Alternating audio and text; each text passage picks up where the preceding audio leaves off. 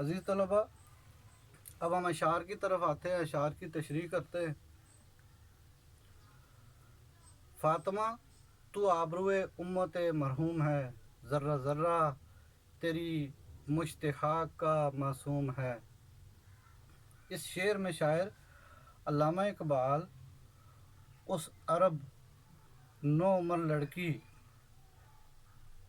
فاطمہ کو مخاطب کرتے ہوئے کہتا ہے کہ اے فاطمہ، تو نے اس گئے گزرے حالات میں بھی مسلم قوم کی امت مسلمہ کی عزت و آبرو رکھ دی ہے، اور تو نے جو ہے وہ امت مسلمہ کے اندر جذبہ حریت پیدا کر دی ہے۔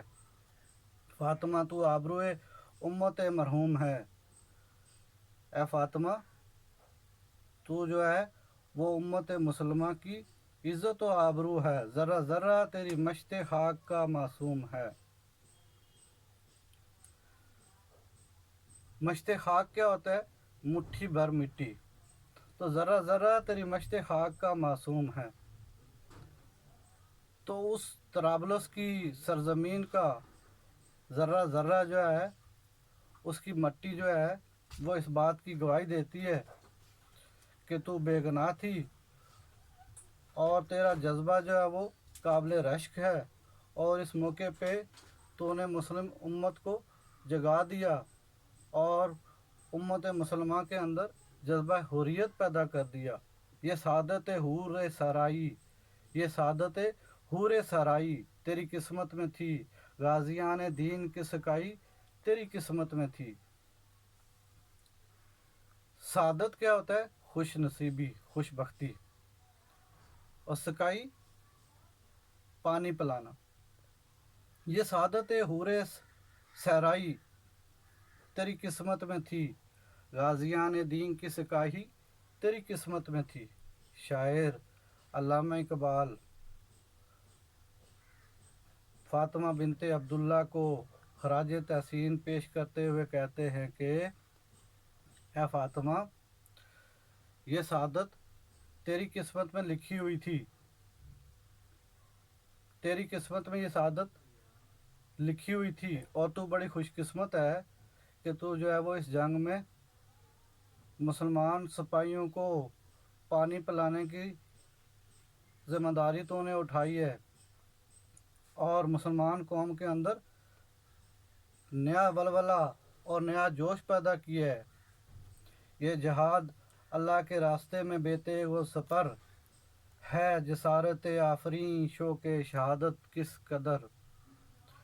شاعر علامہ اقبال فاطمہ بنت عبداللہ کی اس کے جذبہ جہاد کو تقویت دیتے ہوئے اور اس کی تعریف کرتے ہوئے کہتے ہیں کہ اے فاطمہ، تو کس قدر دلیر لڑکی تھی کہ تو نے جو ہے وہ اس جنگ کے اندر بغیر تلوار کے اور بغیر ڈھال کے جو ہے وہ حصہ لیا ہے، اور تجھے جو کہ شاعر کے نزدیک جنگی ساز و سامان کی کوئی حیثیت نہیں ہوتی، جہاد کے لیے جنگی ساز و سامان کوئی حیثیت نہیں رکھتا، بلکہ جہاد کے لیے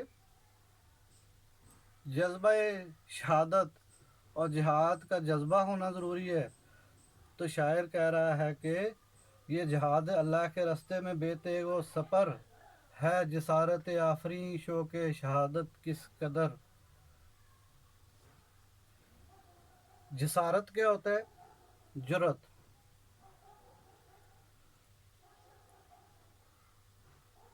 شوق شہادت، شہادت کا شوق۔ تو شاعر کہہ رہا ہے کہ اے فاطمہ،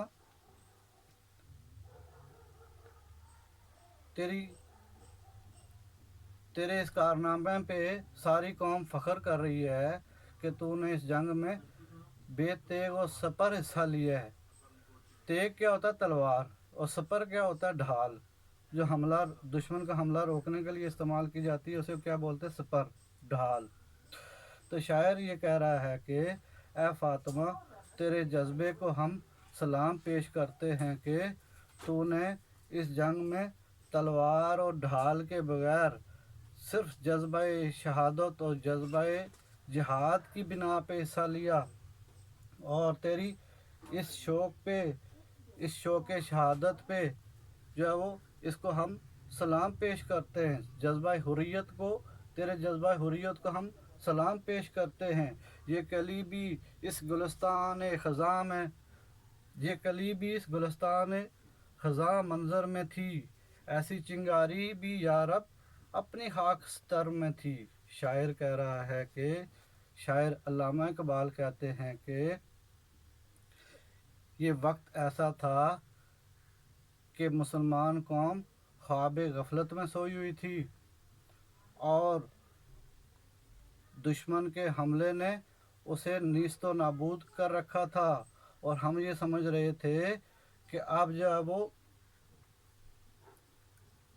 वो मुसलमानों को कामयाबी नहीं मिलनी, क्योंकि दुश्मन और उसकी इत्तेहादी अफवाज इस कदर असले से लैस होके आई हैं और पे दर पे हमले कर रही हैं। लेकिन शायर कह रहा है कि ए फातिमा, हमें इस बात पे फ़ख्र है कि ये फातिमा जो है, जो मुसलमान कौम की तबाही और बर्बादी के बाद, ये सब सारा मंज़र यूँ था कि तबाही और बर्बादी के बाद हम ये समझते थे कि सारा कुछ राख का ढेर बन गया है, लेकिन खुदा की कुदरत के इस राख के ढेर में अल्लाह ने फातिमा की सूरत में एक चिंगारी भी दबा रखी थी, जिसने दोबारा से शोला भड़काया और मुस्लिम कौम का जज्बा हुर्रियत बेदार किया और उन्हें लड़ने पे आमादा किया और उनको हौसला दिया। तो ए फातिमा, तेरी इस जुर्रत और हिम्मत को हम सलाम पेश करते हैं। अपने सहरा में बहुत आहू अभी पोशीदा हैं, बिजलियां बरसे हुए बादल भी अभी खाबीदा है। शायर ये कह रहा है कि ए फातिमा, तेरी इस जज्बा हुर्रियत की वजह से हमें ये पता चल गया है कि कई मुजाहिदीन तेरी तरह जो है वो कई मुजाहिदीन अभी मिल्लत इस्लामिया के अंदर पाए जाते हैं, और जिनका जज्बा हुर्रियत जो है वो काबिल दीद है और वो जंग में जान डाल सकते हैं। आहू क्या होता है? आहू हिरन। अपने सहरा में बहुत आहू अभी पोशीदा हैं, बिजलियां बरसे हुए बादल भी अभी खाबीदा हैं। शायर ये कह रहा है कि तेरे इस जज्बे को देख के हमें अब ये यकीन हो गया है कि तेरी तरह के बहुत सारे जवान मर्द और ख़वातीन जिनके अंदर जज्बा शहादत और जज्बा जिहाद जो है वो पोशीदा है, वो लड़ने के लिए तैयार हैं। फातिमा गो शबनम अफशां तेरे गम में है, फातिमा गो शबनम अफशां आँख तेरे गम में है, नगमा इशरत भी नालाए मातम में है। शबनम अफशां आंसू बहना, शबनम अफशां आंसू बहना, फातिमा गो शबनम अफशां तेरे गम में है, आँख तेरे गम में है, नगमा इशरत भी अपने नालाए मातम में है। नगमा इशरत क्या होता है? खुशी के गीत, खुशी का नगमा। नाला मातम। फातिमा गो शबनम अफशां आँख तेरे गम में है, नगमा इशरत भी अपने नालाए मातम में है। इस शेर में शायर कह रहा है कि ए फातिमा, तेरी वफ़ात की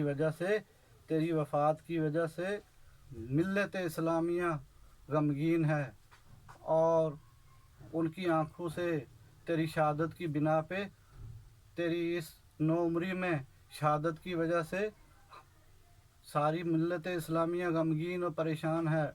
लेकिन इस गम के पीछे एक खुशी भी है, और वो खुशी ये है कि इस नौउम्री में अल्लाह ने तुझे शहादत के रुतबे पे फाइज किया है, तुझे ये मकाम दिया है कि तुझे शहीद उम्मत मुसलमा कहा जाएगा।